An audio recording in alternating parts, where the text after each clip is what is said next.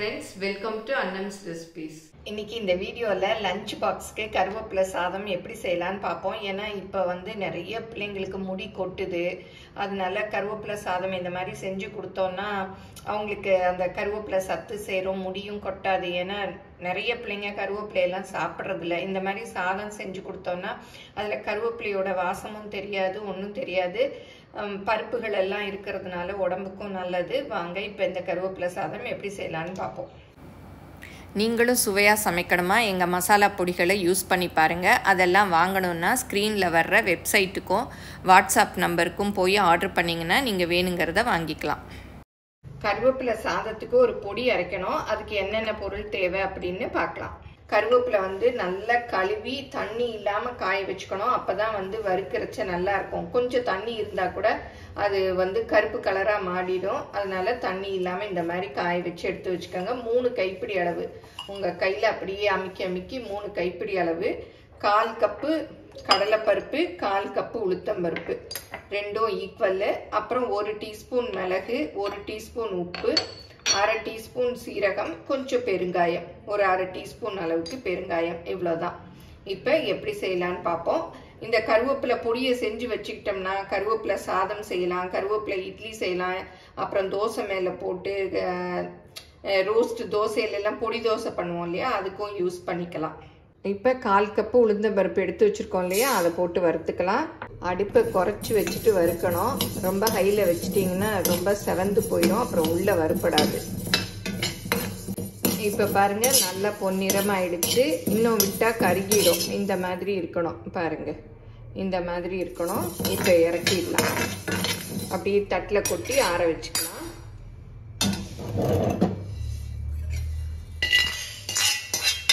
இப்போ கடலைப்பருப்பை போட்டுக்கலாம்.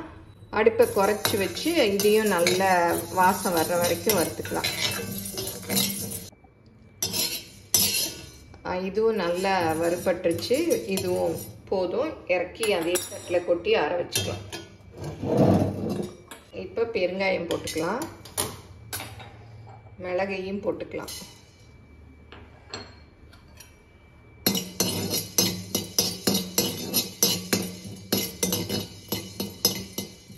அப்படி கைவிடாமல் அப்படி கிண்டிகிட்டே இருந்தோம்னா சீக்கிரம் வறுபட்டுரும்.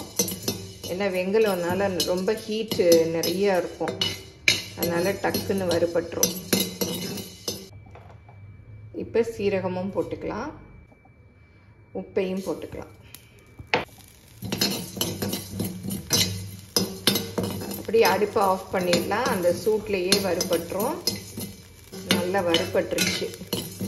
அப்படி விட்டால் கூட ரொம்ப கருகிடும். பாருங்கள், பெருங்காயம் எல்லாம் நல்லா பொரிஞ்சிருச்சு.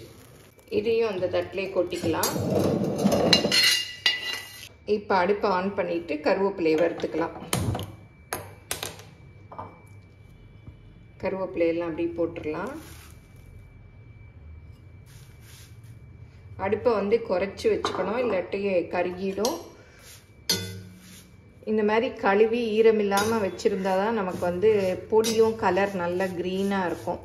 நம்ம ஈரத்தோடு வச்சோன்னா அது வந்து வதங்கின மாதிரி போயிடும், வதங்கல் வாசம் அடிக்கும். தண்ணியே இருக்கக்கூடாது. இப்போ நல்லா வறுபட்டுருச்சு. அடுப்பை ஆஃப் பண்ணிடலாம். அந்த சூட்லேயே நல்லா வறுபட்டுரும். இப்போ வந்து பதத்து போன மாதிரி இருக்கும். அப்புறம் வந்து ஆற ஆற நல்லா கிறிஸ்பாக வந்துடும். இப்போ பாருங்கள், கருவேப்பிலை நல்லா மொறுமொறுன்னு வந்துடுச்சு. அப்படியே அடுப்பிலே வச்சுட்டேன். நல்லா பாருங்கள், அப்படியே நொறுங்குது. அப்படியே நல்லா வறுபட்டுருச்சு. இப்போ நம்ம அரைச்சிக்கலாம். ரெண்டும் நல்லா ஆறிடுச்சு. மிக்சியில் போட்டு அரைச்சிக்கலாம்.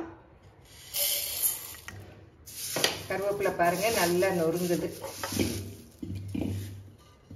அரைச்சாச்சு. ரொம்ப நைஸ் பவுடராக அரைக்க வேண்டாம், அப்புறம் நம்ம சாதத்தில் போட்டு மிக்ஸ் பண்ண முடியாது. கொஞ்சம் கரகரப்பாக அரைச்சிக்கணும். இப்போ இதை அப்படியே கொட்டி கொஞ்சம் ஆறின பிறகு இதை டப்பாவில் போட்டு வச்சுக்கலாம். நம்ம வேணுங்கிறச்ச கருவேப்பிலை சாதம் செஞ்சுக்கலாம். பாருங்கள், இப்போ இவ்வளோ க்ரீனாக தான் இருக்குது. இன்னும் கொஞ்சம் ஒரு கைப்பிடி கூட வேணாலும் கருவேப்பிலை சேர்த்துக்கலாம். இப்போ நல்லா ஆறிடுச்சு. ஒரு கிண்ணத்தில் மாற்றிக்கலாம். இப்போ கருவேப்பிலை பொடி ரெடி பண்ணியாச்சு. கருவேப்பிலை சாதம் பண்ணிக்கலாம். அதுக்கு தேவையானதெல்லாம் பாருங்கள். கடுகு, உளுத்தம்பருப்பு, கடலைப்பருப்பு, வேர்க்கடலை, முந்திரி பருப்பு, ஒரு 2 காஞ்ச மிளகாய், கருவேப்பிலை, அப்புறம் வடித்த சாதம். இந்த மாதிரி உதிரி உதிரியாக இருக்கணும் பாருங்கள், ஒத்தொத்தையாக இருக்கணும். இந்த மாதிரி வடித்து ஆற வச்சு வச்சுக்கோங்க. கருவேப்பிலை பொடி அரைச்சி வச்சிட்டிங்கன்னா நிமிஷத்தில் இந்த சாதம் செஞ்சிடலாம். இந்த மாதிரி கடாய் வச்சுட்டு நல்லெண்ணெய் 2 டேபிள் ஸ்பூன் அளவு ஊற்றிக்கலாம். நல்லெண்ணெய் ஊற்றினா தான் இந்த மாதிரி கருவேப்பிலை சாதம்லாம் நல்லாயிருக்கும். இப்போ வேர்க்கடலையை போட்டுக்கலாம், ஏன்னா அதுதான் பொரியறதுக்கு நேரம் ஆகும். நான் பச்சை வேர்க்கடலை தான் போடுறேன். அப்புறம் முந்திரி பருப்பும் போட்டுக்கலாம். இதெல்லாம் பொரியறதுக்கு ரொம்ப நேரம் ஆகும், அதனால முதல்ல போட்டுக்கலாம். அப்புறம் கடலை பருப்பும் போட்டுக்கலாம். கடைசியாக உளுத்தம்பருப்பையும் போட்டுக்கலாம். இப்போ தான் பாருங்கள் எல்லாமே பொன்னிறமாக வந்திருக்கு. இந்த மாதிரி செவந்து வரணும். இது நல்லெண்ணெய்ங்கிறதுனால கொஞ்சம் நேரம் எடுக்கும், அதனால் அடுப்பை குறைச்சி வச்சுட்டு வறுத்துக்கங்க.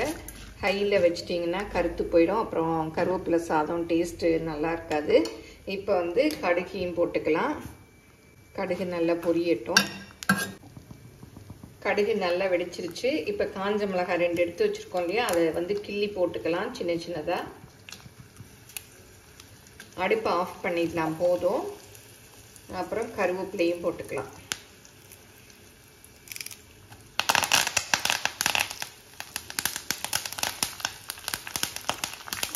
இப்போ வடித்து வச்சுருக்கோம் இல்லையா, இந்த சாதத்தையும் அதில் கொட்டிக்கலாம்.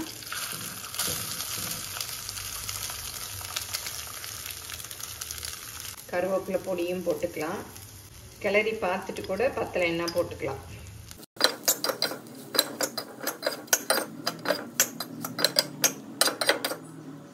நான் இந்த கிண்ணத்தில் வச்சுருந்த பொடியெல்லாம் போட்டுட்டேன். 1/4 கப் அளவு அது ஃபுல்லும் போட்டுட்டேன், ஏன்னா பத்தாத மாதிரி இருந்தது. உப்பு செக் பண்ணிக்கோங்க, ஏன்னா கருவேப்பிலை பொடியில் மாத்திரம்தான் உப்பு போட்டிருக்கோம். நான் சாதத்தில் உப்பு போட்டு வடிக்க மாட்டேன், அதனால் உப்பு செக் பண்ணிவிட்டு பார்த்து போட்டு கிளறி வச்சுக்கோங்க. அவ்வளோதான், கருவேப்பிலை சாதம் சூப்பராக ரெடி ஆயிடுச்சு. எனக்கு கொஞ்சம் உப்பு பத்தலை, அதனால போடுறேன். ஏன்னா சாதத்தில் நான் போடாதனால உப்பு கொஞ்சம் பத்தலை. ஸ்ப்ரெட் பண்ணி நான் போட்ட மாதிரி தூவி போடுங்க, அப்போ தான் நல்லா எல்லா இடமும் மிக்ஸ் ஆகும். இப்போ நல்லா மிக்ஸ் பண்ணி விட்டுறலாம். சூப்பராக இருக்குது டேஸ்ட்டு.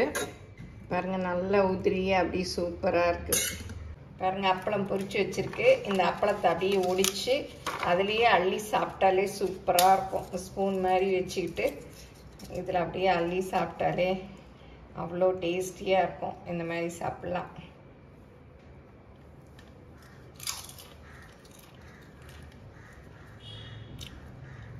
ரொம்ப டேஸ்ட்டாக இருக்குது.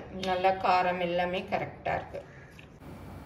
நீங்களும் சுவையாக சமைக்கணுமா, எங்கள் மசாலா பொடிகளை யூஸ் பண்ணி பாருங்கள். அதெல்லாம் வாங்கணுன்னா ஸ்க்ரீனில் வர்ற வெப்சைட்டுக்கும் வாட்ஸ்அப் நம்பருக்கும் போய் ஆர்டர் பண்ணிங்கன்னா நீங்கள் வேணுங்கிறத வாங்கிக்கலாம்.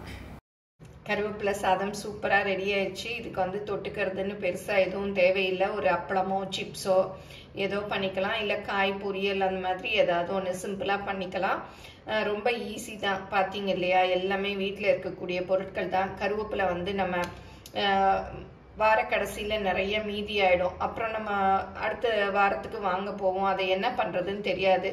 அந்த மாதிரி நேரத்தில் இப்படி பொடியை அரைச்சி வச்சுக்கிட்டோம்னா நம்ம கருவேப்பிலை சாதம் பண்ணலாம், மினி இட்லி பண்ணி கருவேப்பிலை பொடி இட்லி பண்ணலாம், பொடி தோசை பண்ணலாம், எல்லாமே பண்ணலாம். எல்லாம் செஞ்சு பாருங்கள், எப்படி வந்ததுன்னு உங்கள் கமெண்ட்ஸை சொல்லுங்கள். கருவேப்பிலை உடம்புக்கு ரொம்ப நல்லது, நான் சொல்லணும்னு இல்லை, எல்லாருக்குமே தெரியும். செஞ்சு பார்த்துட்டு எப்படி வந்ததுன்னு கமெண்ட்டில் மறக்காமல் சொல்லுங்கள்.